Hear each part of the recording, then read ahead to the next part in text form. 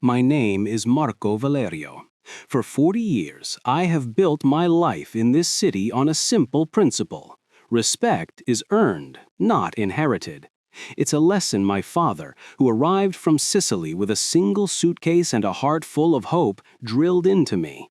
He taught me that a man's worth is measured by his integrity, not the logo on his shirt or the model of his car. So when my daughter, Sophia, brought home her fiancé, Julian Ashworth, I greeted him with an open mind and a warm handshake. What I received in return was a masterclass in condescension, a slow-burning insult that would set in motion a chain of events he never saw coming. It began 8 months ago. The air was crisp with the promise of autumn, and Sophia was buzzing with a nervous energy I hadn't seen since she'd been accepted to Berkeley. "Papa, he's different," she'd said, her eyes shining. "He's ambitious, he's from a good family, just wait until you meet him."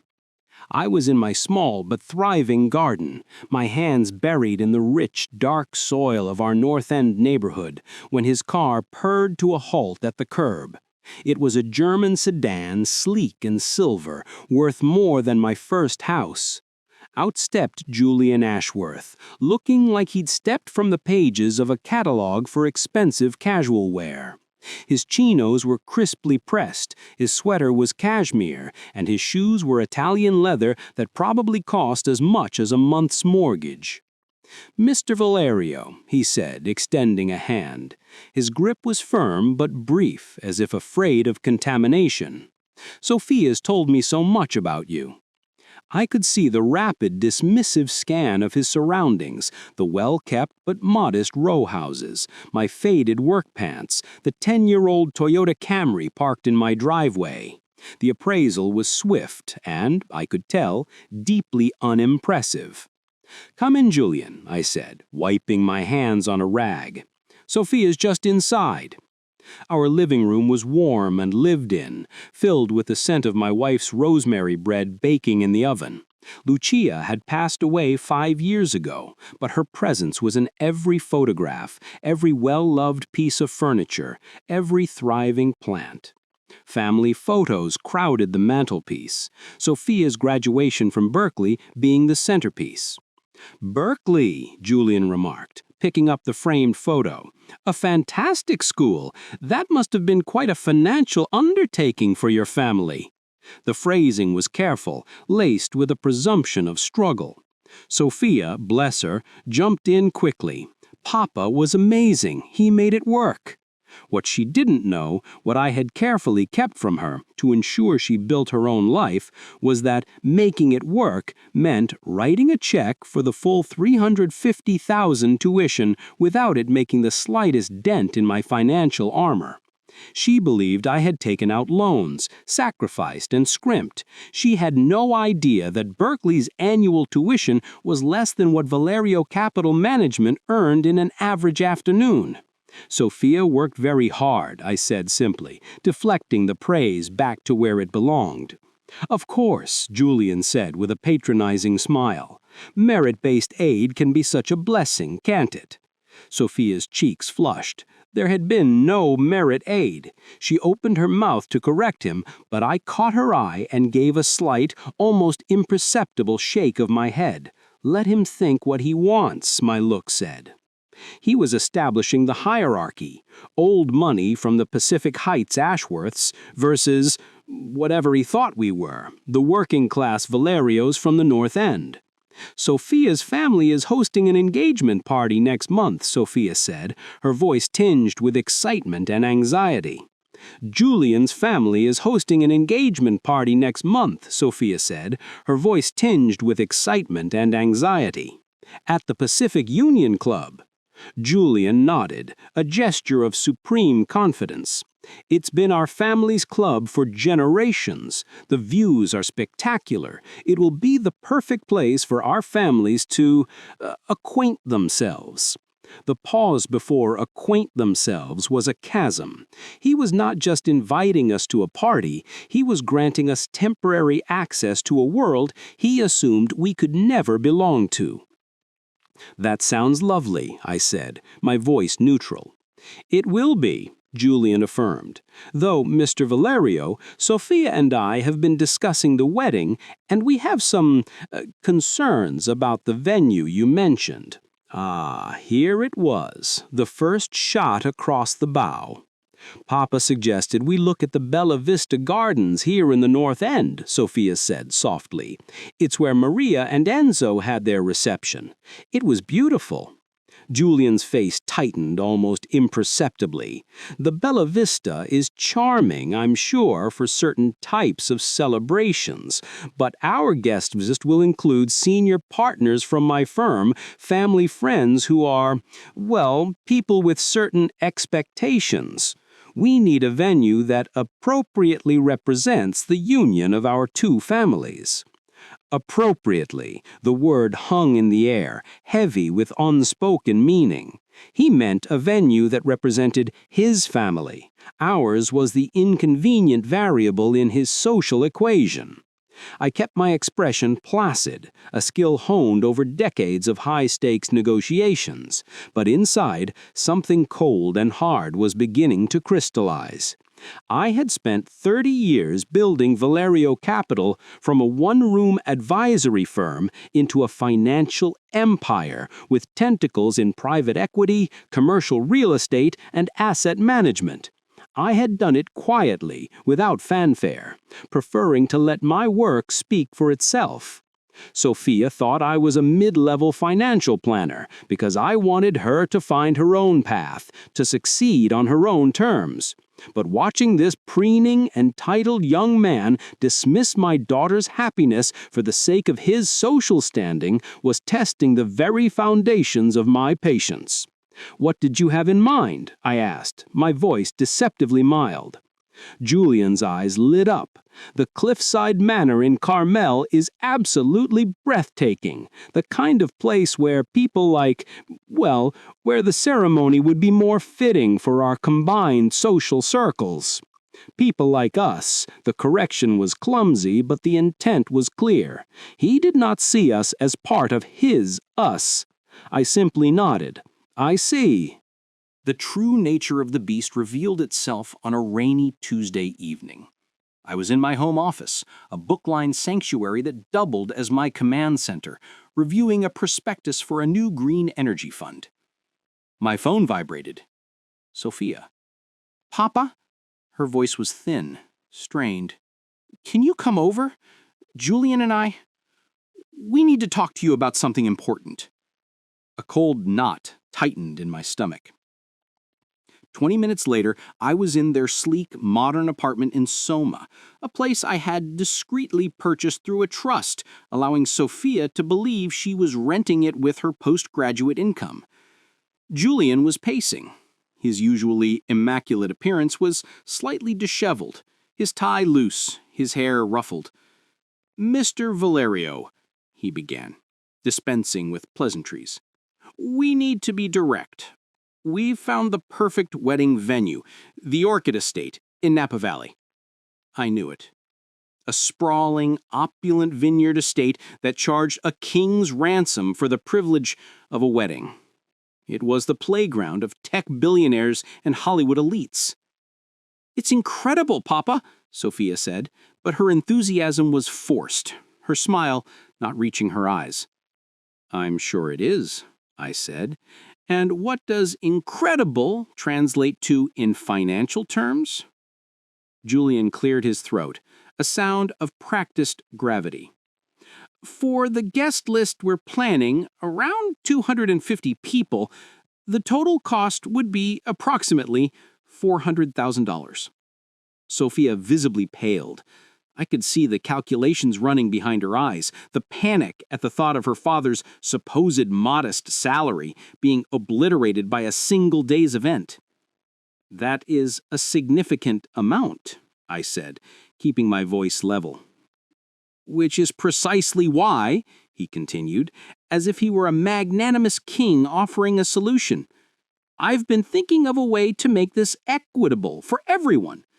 My family has significant pull with the estate's management. We could potentially leverage that to reduce the overall cost. If your family could contribute, let's say, $75,000? We could make this work. He said it so casually. $75,000. Like he was asking for a contribution to an office gift fund.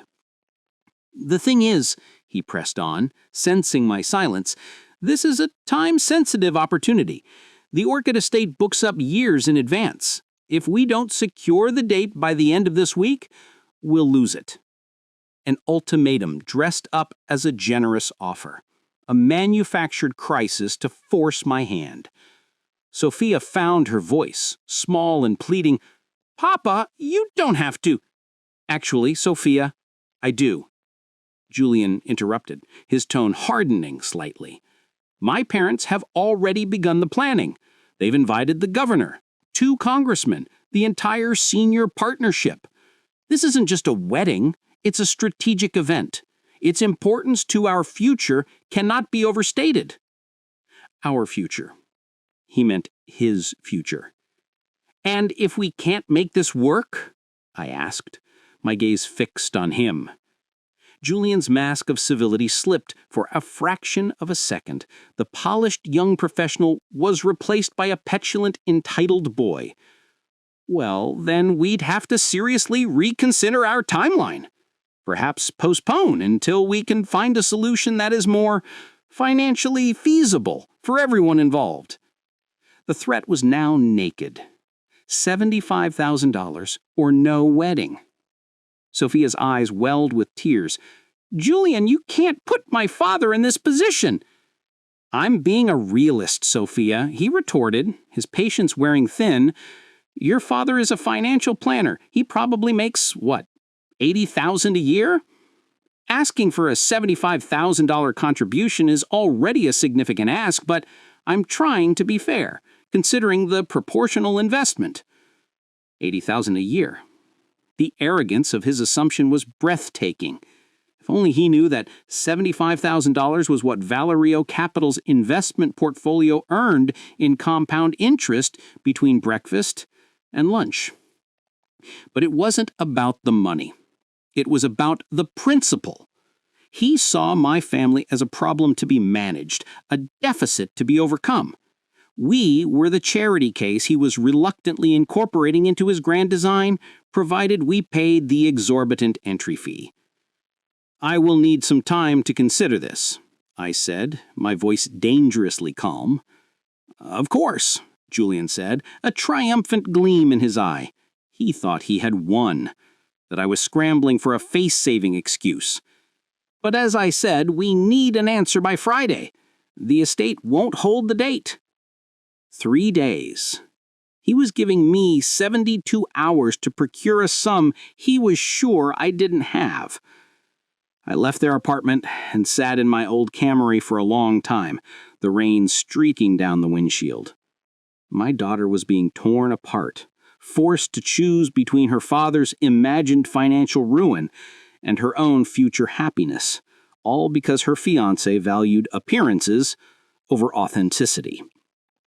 But Julian Ashworth had made a critical error. He had revealed his hand. He had shown me the rot at his core. And in my world, information was the ultimate currency. That night, from my home office, I placed a call to my head of compliance, a sharp, unflappable woman named Isabella Rossi. It was not unusual for the founder and CEO of Valerio Capital to request a discreet portfolio review. By Thursday morning, a comprehensive dossier on the Ashworth family's financial ecosystem was on my desk. Julian's modest trust fund, his father, Charles Ashworth's various business ventures, a mix of inherited wealth and middling entrepreneurial efforts, and then the jewel in the crown, the Ashworth family estate, a sprawling, historic Pacific Heights manse, a symbol of their generation's old prominence. It was mortgaged, heavily, and the primary lien holder was Valerio Capital Management through our commercial real estate lending division. The loan? $6.5 million. I leaned back in my leather chair, a slow smile spreading across my face. Tucked deep within the labyrinthine clauses of the mortgage agreement was a provision I personally insisted on all our high-value loans. a moral turpitude and community standing clause. It was designed to protect the bank's reputation, allowing for loan acceleration in cases where the borrower's public behavior was deemed so egregious that it posed a reputational risk to the lender. Discrimination, bigotry, or fraudulent behavior were all grounds for calling the loan. Julian's behavior, his economic snobbery, his derogatory assumptions about my ethnic neighborhood, and his attempt to financially bully his future in-laws could easily be framed as discriminatory conduct that reflected poorly on the family name associated with our loan. It was a stretch, but a stretch my legal team could make with a straight face, especially with the right documentation. The stage was set. Friday afternoon, at precisely 5 o'clock, my private line rang. I was in my corner office on the top floor of the Valerio Tower, the city sprawling beneath me. "Mr. Valerio," Julian's voice was brisk, confident. "I trust you've had time to consider our discussion." "I have, Julian." "Excellent. So what is your decision regarding the venue contribution?"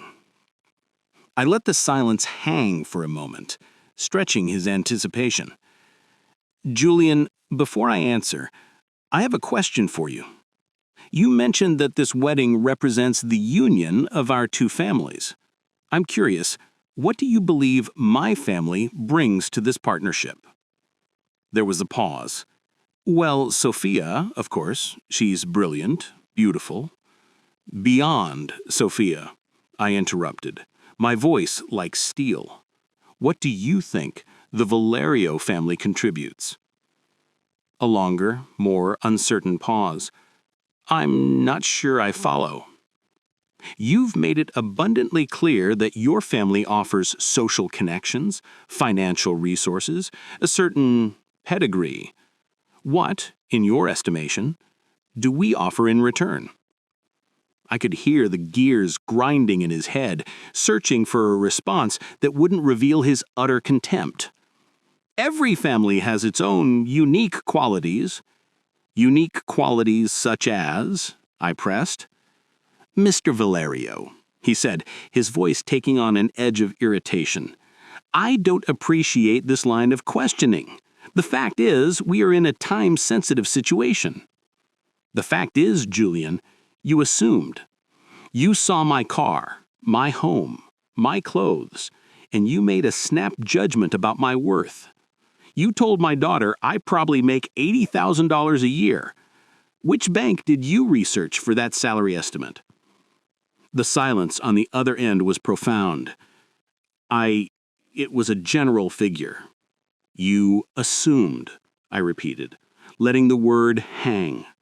"You assumed I was powerless. You assumed I was poor. You assumed you could issue an ultimatum to a man you considered beneath you."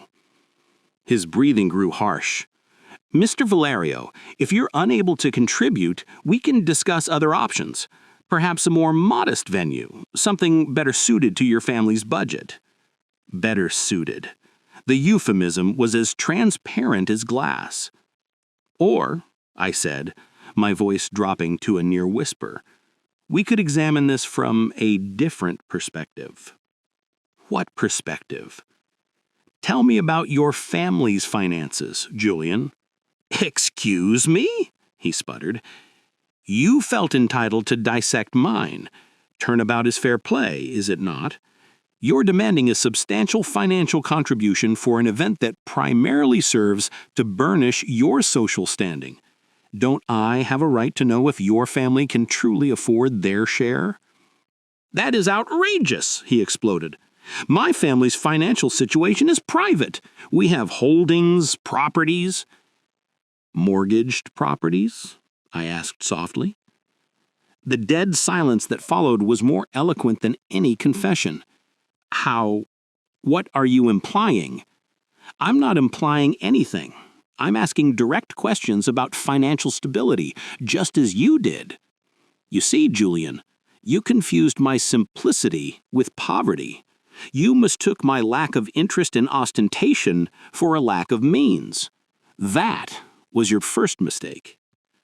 "Your means?" he scoffed, the fear in his voice now morphing into anger. "You live in the North End and drive a 20-year-old Japanese car." "And what does that tell you about my priorities?" I asked. "Perhaps it tells you that I don't need a German sedan and a Pacific Heights address to know my own value." Another tense silence. I could almost hear him reevaluating, a sliver of doubt beginning to creep in. "Look," he said, his tone shifting to a false conciliation. "Perhaps we started off on the wrong foot. The reality is, Sophia is marrying into a world with certain expectations, social obligations. If your family cannot meet those expectations financially, that's understandable. But we need to be realistic about what that means for the wedding and for Sophia's future standing in our social circle." There it was, the unvarnished truth. Sophia was marrying up, and we were expected to pay for the privilege of her ascent, or be content with a lesser role in her new life.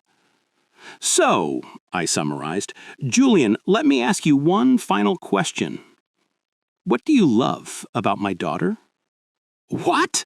I love everything about her." "Enough to marry her if her father truly was an $80,000 a year financial planner from the North End? If she came to you with nothing but her own merits and a family with no social capital whatsoever?" The pause that followed was a canyon of truth. It was long, heavy, and filled with a rustle of his crumbling facade. "Mr. Valerio, that's a hypothetical question. It's not relevant to our situation."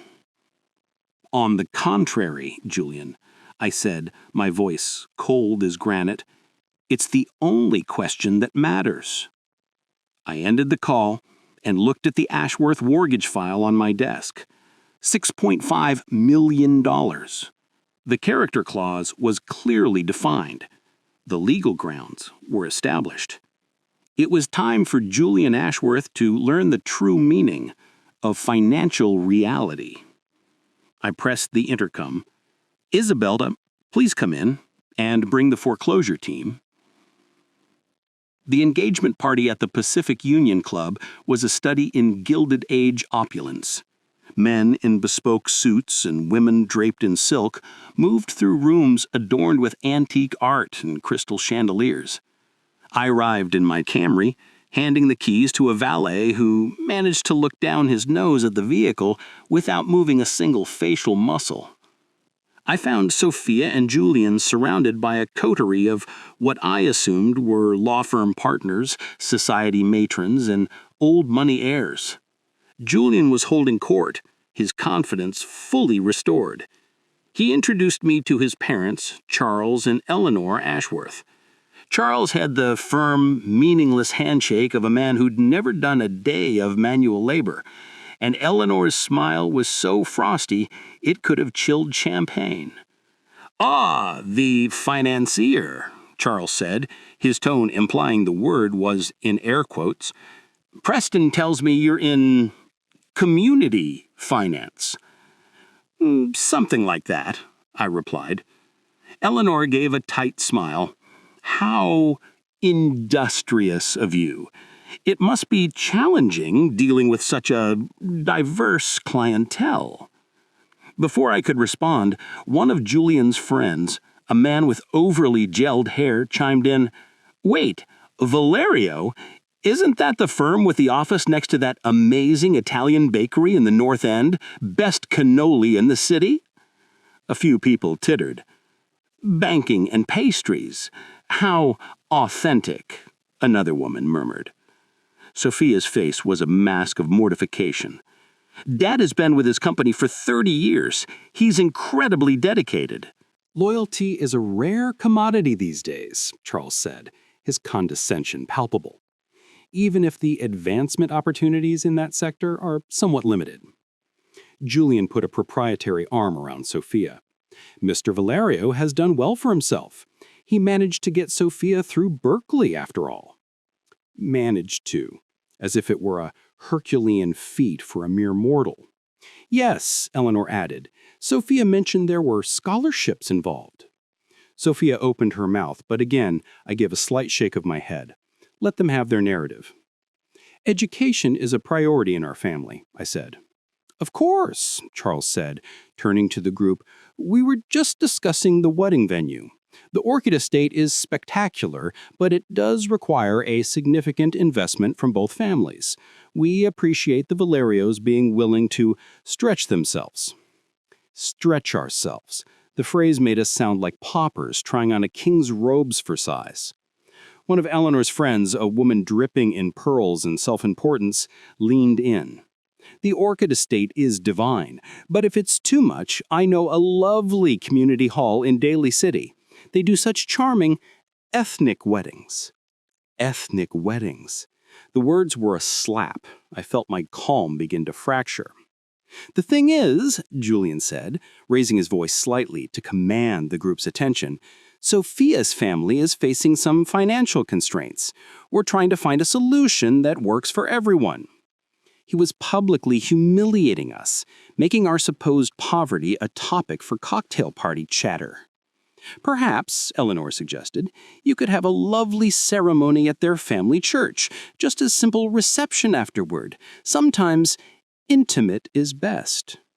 Simple, intimate, code for cheap and insignificant. Charles chuckled. I remember when the Harrisons married their son to that lovely girl from the Mission District. They had a beautiful potluck in a public park. So resourceful. They were suggesting a potluck for my daughter's wedding. Julian laughed along. Well, we're not quite at the potluck stage yet, though Mr. Valerio might need to get creative with the financing. The group chuckled. My family's financial situation was their amusement. And then, as the laughter died down, Julian, feeling empowered and among his own, said the words that would become the official cause of his ruin. He was speaking quietly to his father, but the room had quieted enough for his voice to carry. Just need to make it clear that immigrant families like the Valerios need to understand their position. They can't expect to step into our world without paying the price of admission. The room didn't go completely silent, but for me it did. Everything faded away except for those words. Immigrant families. Understand their position. Pay the price. I didn't react outwardly. I simply pulled out my phone and typed a single word to Isabella Rossi, who was waiting in a car outside with 2 members of my board and a team of lawyers. Now. I looked around at these people, so secure in their inherited superiority, so smug in their assumptions.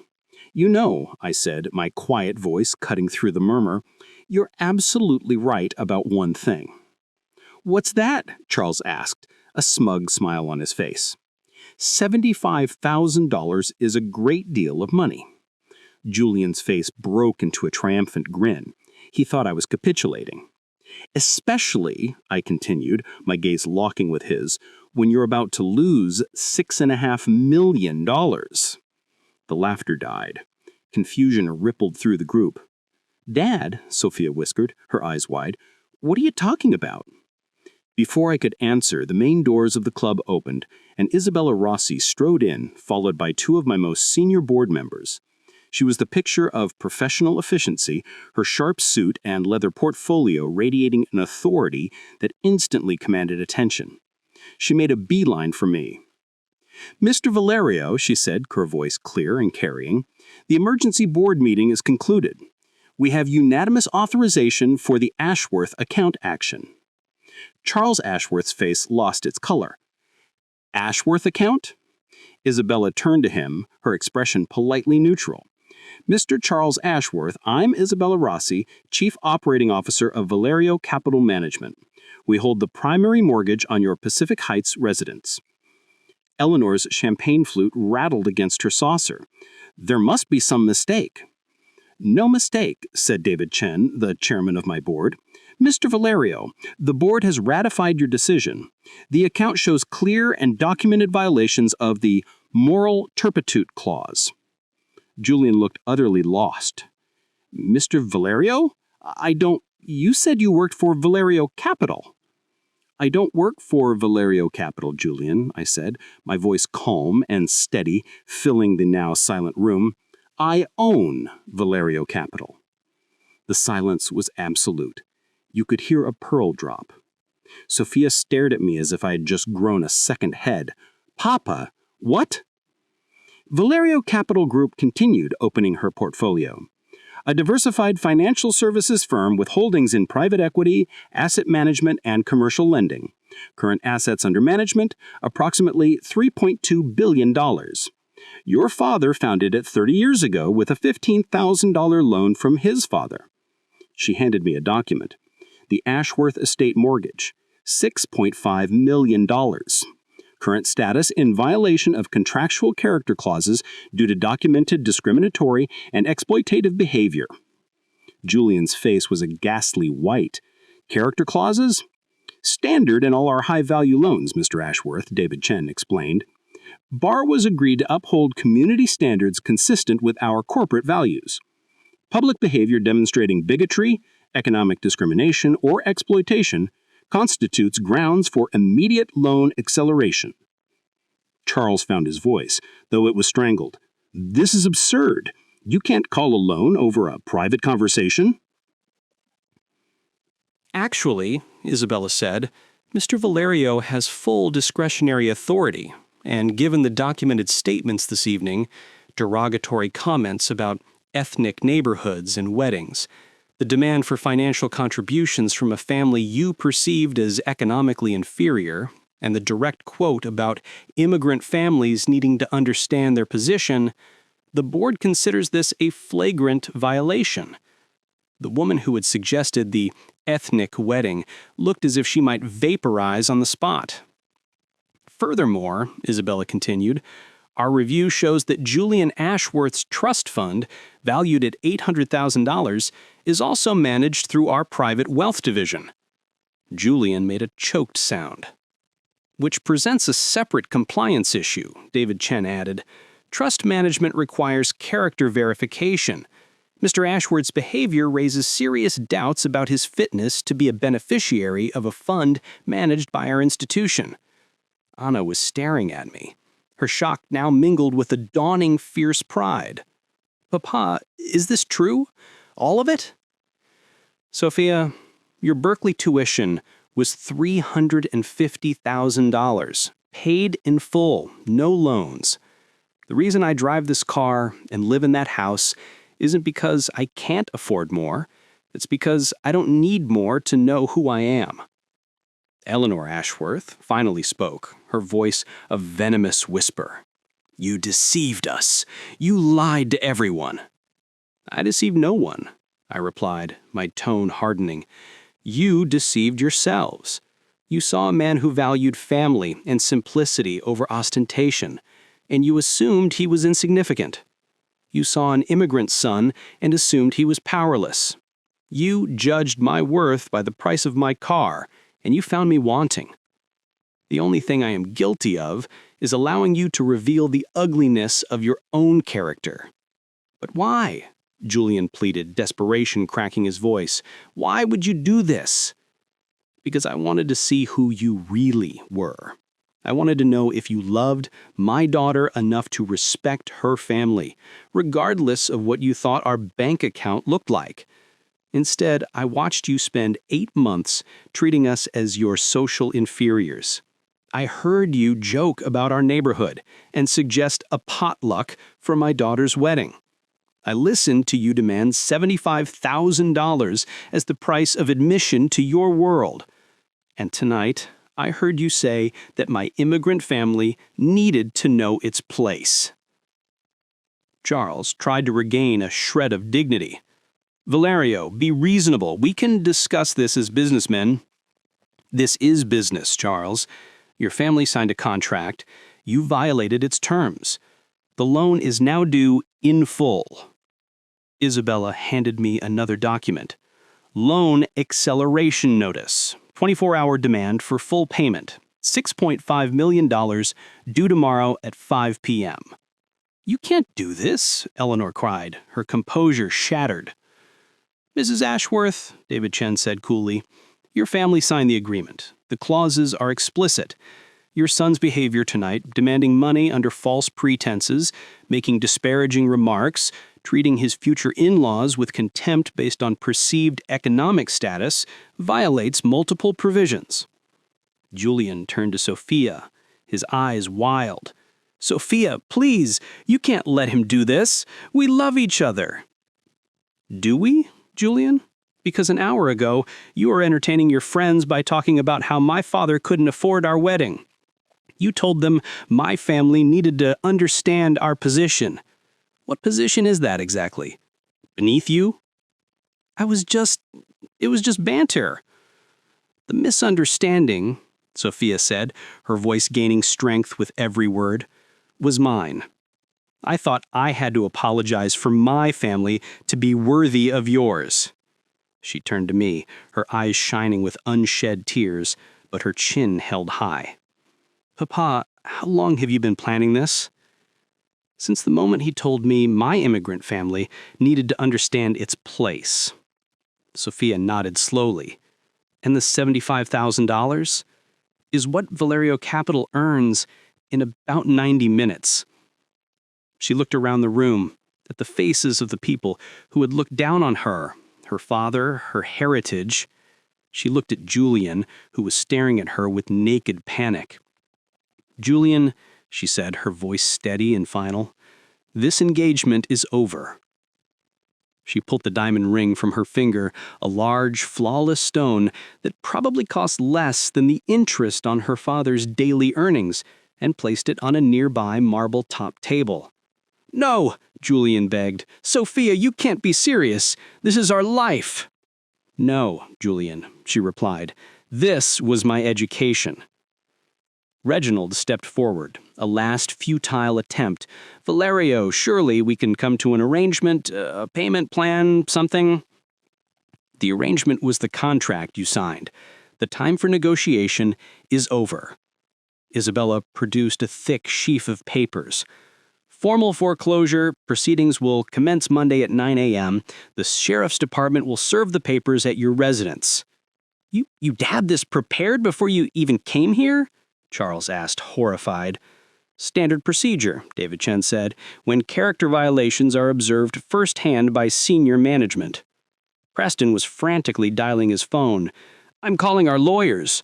"By all means," I said, "though you should know that Valerio Capital's legal department has been preparing for this eventuality since Thursday. We've anticipated every possible appeal. Your options are limited." "This is theft," Charles shouted, his face purple with rage. "No, Mr. Ashworth. This is accountability."